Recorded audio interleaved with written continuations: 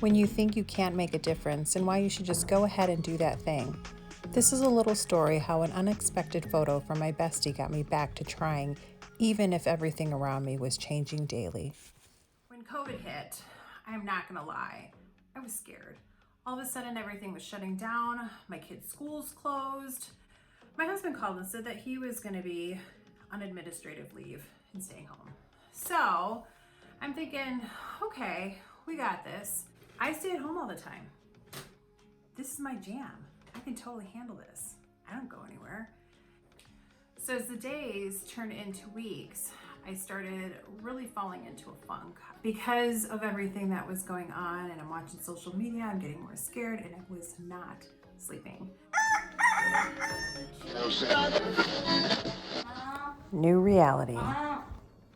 Mom. You know how you've got that one person that just knows, and they know you from every secret they know. I hadn't talked to my bestie in a while.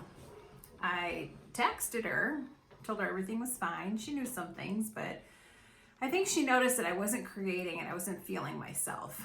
And one morning I was drinking coffee, curled up in the couch ready for my day, and pajamas on, no makeup on, and I get this text from her. Usually it's good morning, how you doing?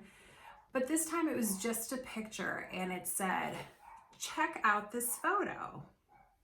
Look at this photo.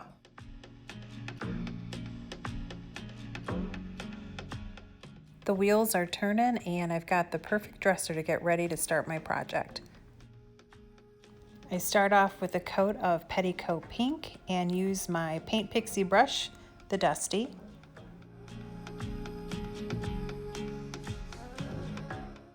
After my base coat, I grabbed letterpress gray and I filled in with my Paint Pixie brush, the little D, around the edges of the drawers and the remainder of the dresser.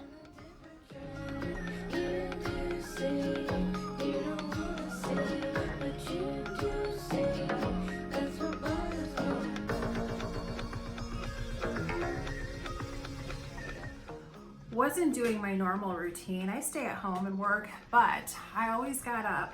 I got ready as if I was going somewhere, even if the furthest thing I was going to was the mailbox. So then I check out the photo, and all of a sudden I realized I needed to do something. Sitting here being scared isn't gonna help anything. There's nothing I can do to change it. I grabbed my DIY paint by Debbie's Design Diary and got started. Started with blue iris, petticoat pink, and I grabbed my Dusty for the edges to start blending. I sprayed very lightly my brush. I started with the petticoat pink on my brush to lay down a foundation around the edges.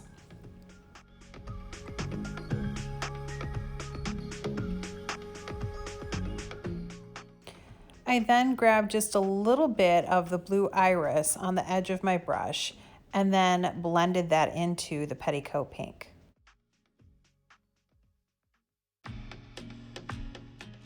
The key to blending is making sure that your paint is still wet and that your brush is slightly damp.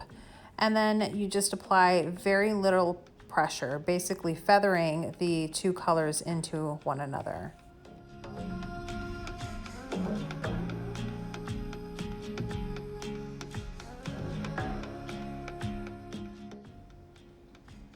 So my next color is going to be cherry picked, and I'm going to do exactly the same thing that I did before.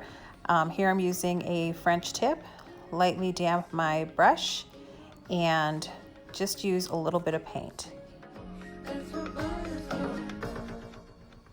So I oversaturated my brush. That is a-okay. This is the first layer that we're laying down, or foundation, and I can grab that real quick.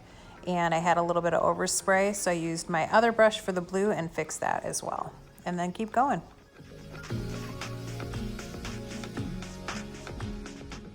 And the final color I'm going to add is Cowboy Coral, and I'm going to do the same thing. I'm going to use a new brush and spray my piece lightly and grab some paint and start filling in the center. I do squeeze my brush on the ovals. I find that it's just a little bit more control when I'm feathering into the other color.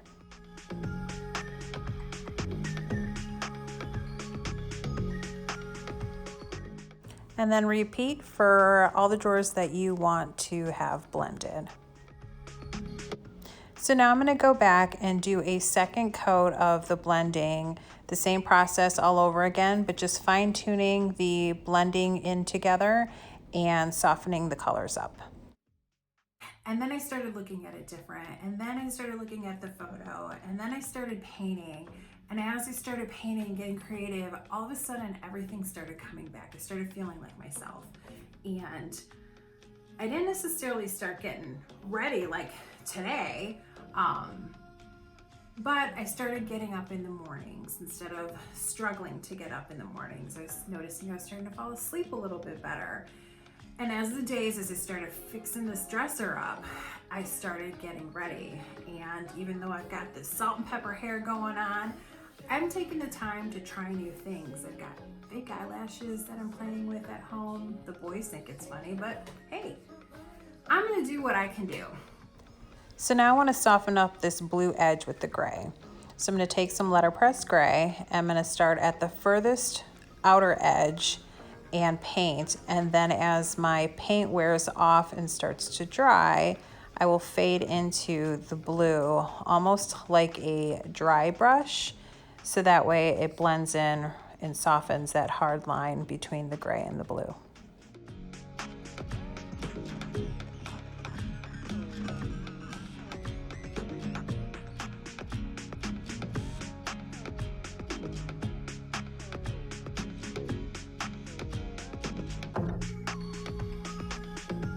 Since I'm painting around the drawers, I don't want paint to seal my drawers. So I use a screwdriver to open the drawers and then smooth out the paint and the edges. And then I did a second coat with the letterpress gray on the remaining dresser. So what I'm saying is if you're struggling, because believe me, I've been there so many times throughout my life, but being creative has been my life savior. It's been my life raft over and over and over again. I know every time that I fall into a funk, every time that I'm sad, I push myself to create something. And after a few days of creating something, all of a sudden they start to refocus everything and say, you know what? I've got this. I'm gonna get ready. I'm gonna start doing the things that I need to do. And it just evolves from there. Tomorrow might be different, but that's okay. We're all human. So now I'm going to add some stripes using the peaks of the dresser as my guide for the tape. And I block the pieces out.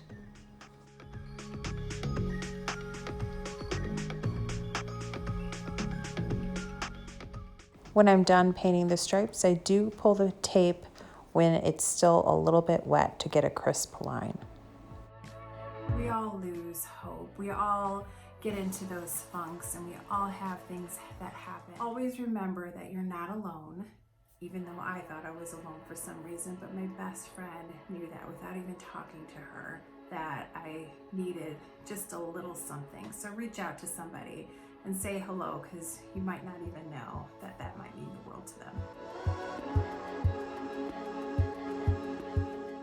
I have my clear wax and my Sierra Paint Pixie wax brush, and I'm just going to dab a little bit on my brush, not a whole lot. And I start working it in, not using a whole lot of pressure. You don't need a lot of pressure to put your wax on.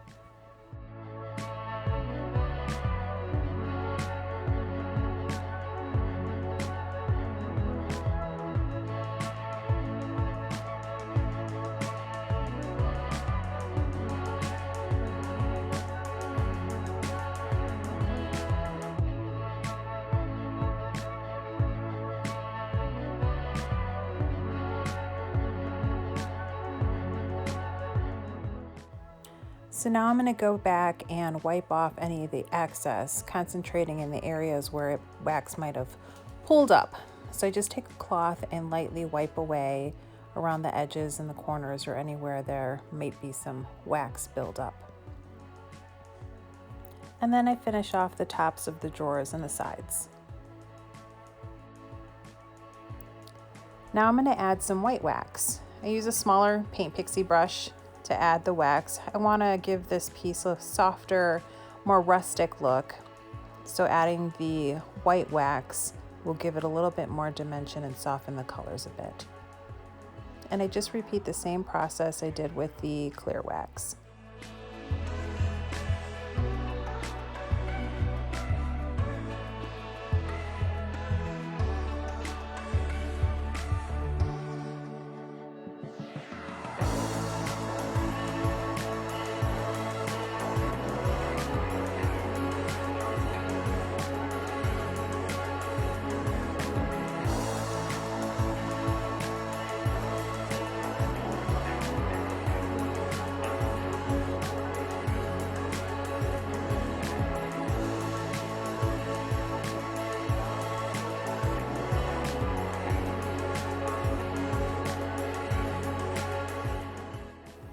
So I guess what I'm saying is, you got this.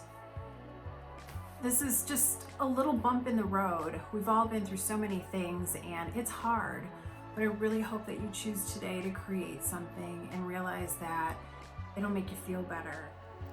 Now the finishing touches. I decided to paint my handles. You can use DIY paint for painting on metal as well. So I painted this one with black velvet.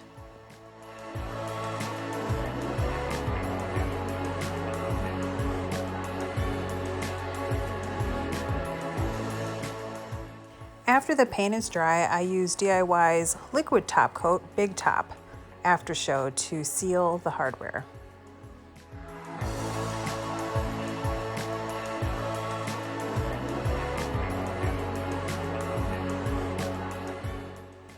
I felt the hardware needed to show off those details, so I used this wax that I just picked up at Hobby Lobby just to add a little shimmer to the hardware. I also added it sporadically throughout the dresser. And here she is. My whimsical heart is full. Might not be that way every day, but you get to choose. And I hope that you enjoy watching this and it inspired you, and I will see you soon. For products used, go to rubbishrestyled.com or find me on social media.